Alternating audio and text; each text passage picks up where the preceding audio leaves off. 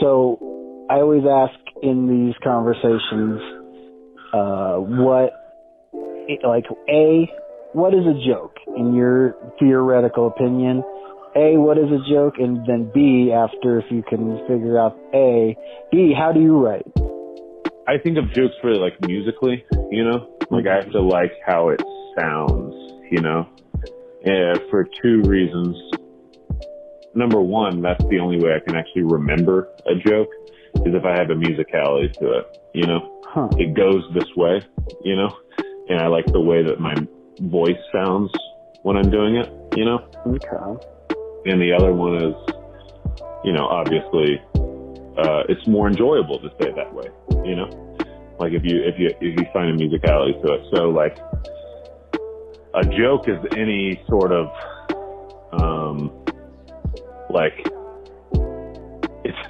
it's like people following you on a track and then the joke is them stumbling, you know? Does that make sense? Okay. Like a joke is getting like tripped up in a linear thought pattern. I know that's like real abstract or whatever, but like I don't think a joke has to be, you know, bada boom, right? Mm-hmm. You're making little jokes. You obviously have to have the ultimate payoff, but you're making little jokes, just making them trip up, which makes their brain backfire in a way, you know? Yes. And what was the second part? And then how do you write? How do I write a joke? Yeah. Is so you must be very kind of mentally simulation. Are you picturing how you're saying it in your head as you're writing it? Yeah, I think like a performer instead of a writer, you know? So I'm thinking about how I'm presenting myself and how people are receiving how I'm presenting myself. And what is that relationship, you know? So like when I write, this may not be as true recently, but when I first kind of figured out how I write jokes, right? It would be like, okay, what's your initial instinct on writing a joke, right? Whatever catchy thing hit your head, you know? And then how can I deconstruct what I just said, right? Like if I can make fun of the thing that I initially thought was good, right? Then I already have another layer to the joke, right? Which is, I'm running into a wall right now with that because of, I guess, the aspect of irony that's in the bones of that, you know, approach, right? Of I'm constantly making fun of myself for even thinking that would have been a thing worthy to take on stage, you know? Right. So I'm in this weird irony loop right now. Not that I want to straight up come out and do, you know, more genuine, almost Mike Birbiglia comedy or something like that. There's a diminishing return on that, you know, where people aren't connected to the material as much as they should, you know? But initially, what got me focused on how I write a joke is that make fun of yourself, you know? Don't take yourself seriously, and the more you don't, the more the audience won't. There's a saying in psychology or hypnotism where hypnotists say that if you want a person to go into a state, you have to go first. So sure. They always say, go first. That's a thing in hypnotism. Go first. And then, okay. So I always equate that to stand up. That's why I feel like being crazy, legitimately, nutso, is such a huge advantage in stand up. Right, yeah. You know, there's just maniacs, you know, a guy like Cat Williams, you know, he's not second guessing a lot of things. Sure, yeah, exactly. And he's just firing with both barrels and people think it's fucking hilarious. So a joke like, I'm celebrating my daughter's 4th birthday. Right. I literally wrote that brushing my teeth. Really? Yeah. Just that's the hook that you in the music, that's the music part, you know. And did the tag come with it? I asked my roommate immediately as I was brushing my teeth. I was like, "Have you ever heard someone say a birthday?" I just like invent that word, you know. And maybe someone said it. I don't know, right? Mm-hmm. But if I were to say I'm celebrating my son's birthday, that's not as funny as me rhyming fourth and a birthday, right? Which is almost like a musical hook, right? Okay. And then what I proceeded to do was be like, okay, now how do I put a ribbon on that joke? Because that does not feel fulfilled, right? Mm-hmm. You know, if I were saying, it's a big night, guys, I'm celebrating my son's fourth birthday, right? That doesn't feel complete. So what I need is the ribbon on the end where I take the two disparaging ideas, birthdays and abortions, right? Yes. And I say, every year I celebrate by blowing out a candle, right? And that puts both in there. Yes, I'm just in the last 6 months have I been queuing into that. Right. What Ari Shaffir called it the second level. He's like, yeah, he's like, you got a nice one story. It's like, where's the second level? And so it's like, you got this great joke here, but where's the next thing? But it's also being careful of not copping out to what you feel is complete, you know? Mm-hmm. So you may write a joke and there may be another minute. Yes. That you could eventually get to. But because you feel like you've hit that punchline, you feel like it's over, you know? And with that joke, I haven't expanded too far, but some of my favorite jokes is not being satisfied with it ending, you know?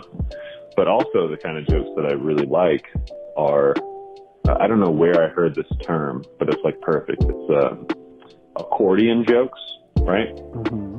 So if you were to tell the joke, it would be fine, right? However, if you get a really good reaction from it, you can stretch it out another minute and a half, you know?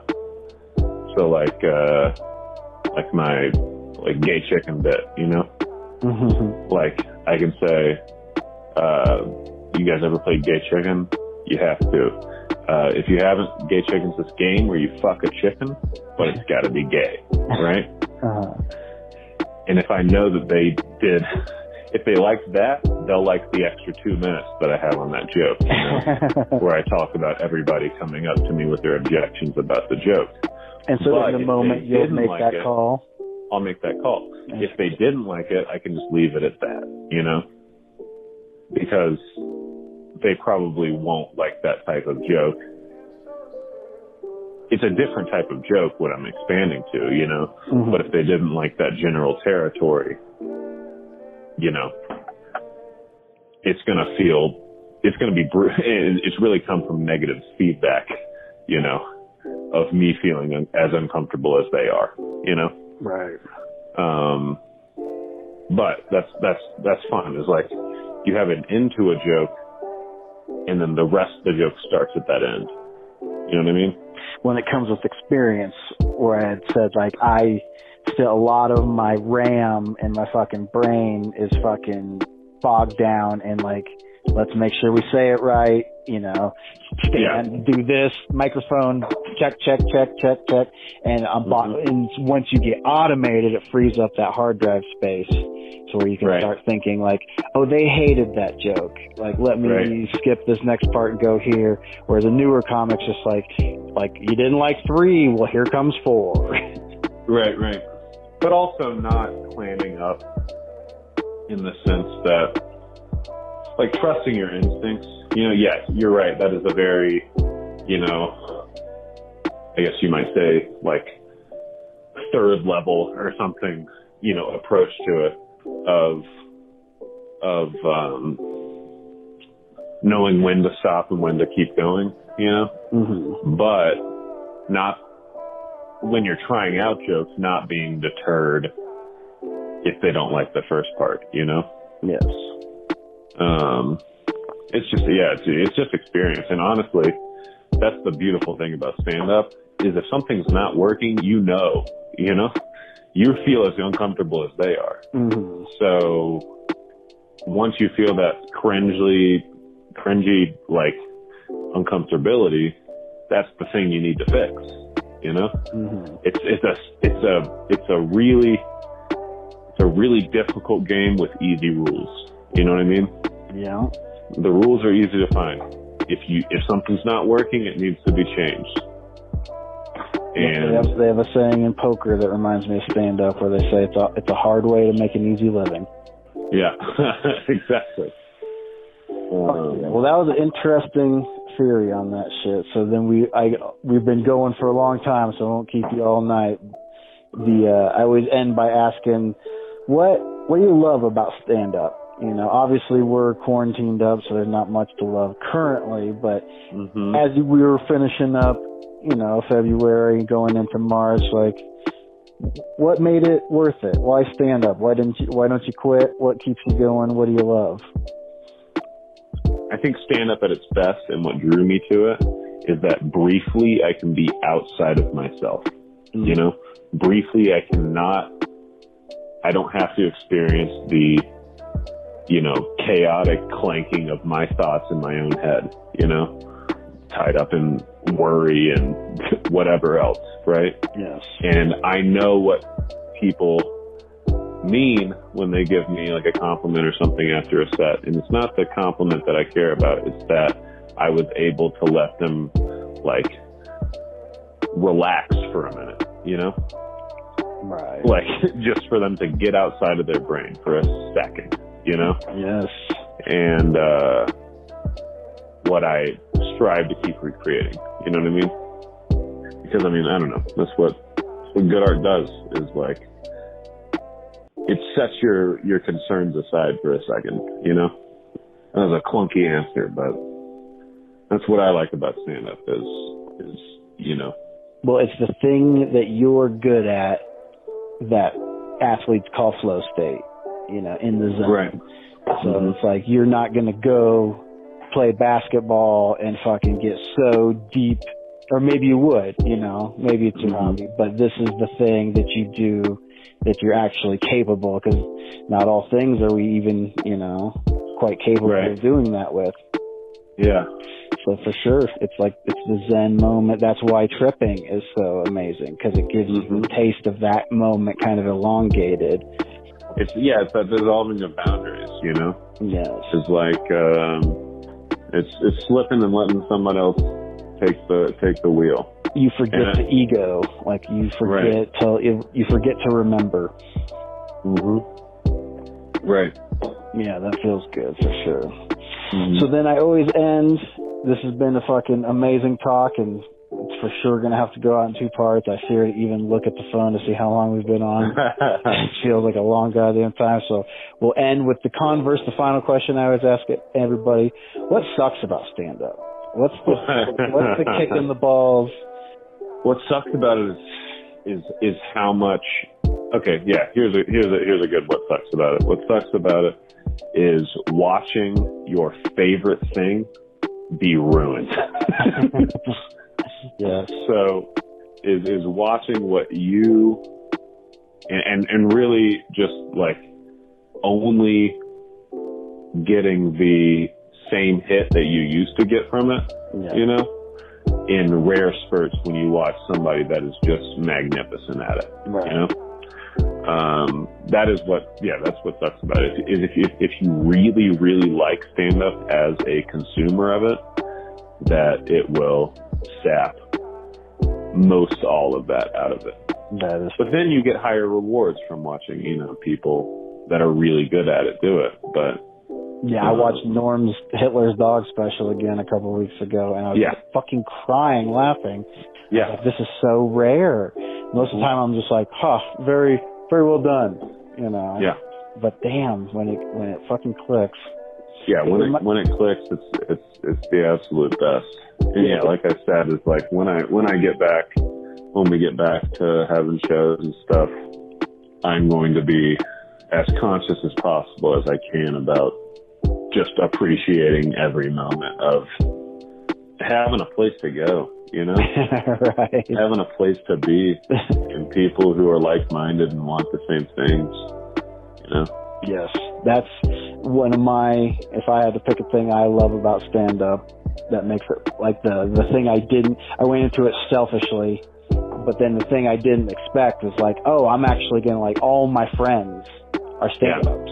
Like when my wedding got canceled, but when we were gonna do it, the lady was like, so what's the odd, you know, what's the guest, like what's it look like? What's the demographic?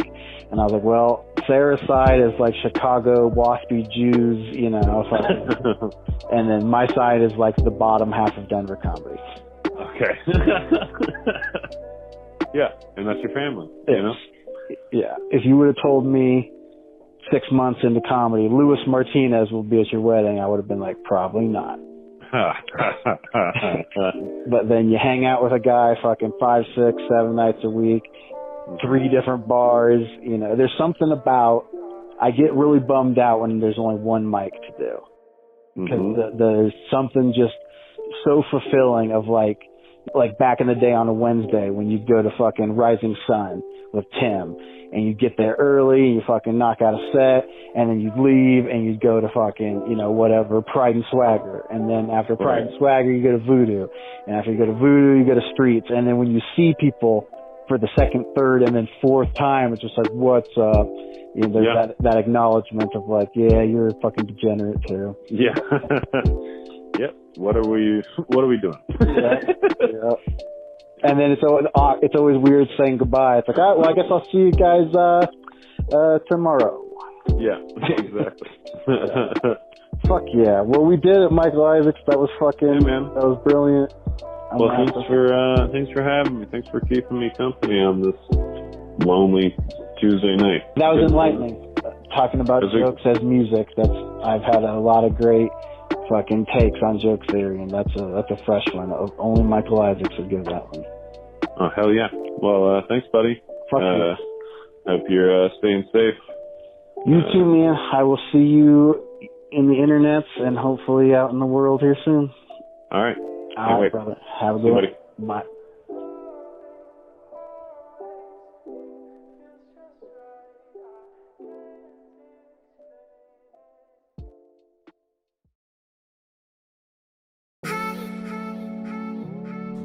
Hi, guys. Josh Grambo. Well, that was part 2. You got to give it up to the guy. He really has a respect for what we do. I can't say that I even remember what it's like to do stand-up comedy since I started 2.5 years ago. This is by far the longest that I've ever gone, so I'm one of the least affected. Some of these guys like Michael Isaacs who are out 6, 7 nights a week, it's freaking unbelievable.